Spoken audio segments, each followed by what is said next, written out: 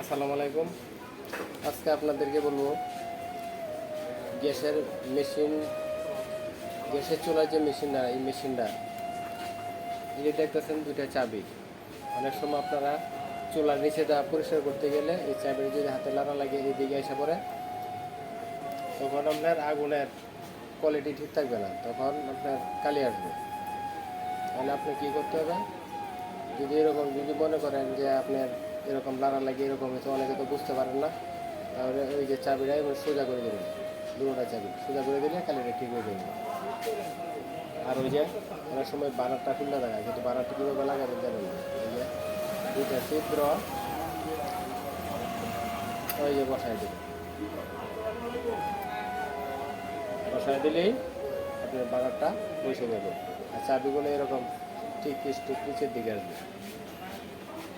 আল্লাহ হাফেজ। সমস্যা হলে আপনার এভাবে সমাধান করে নেবেন।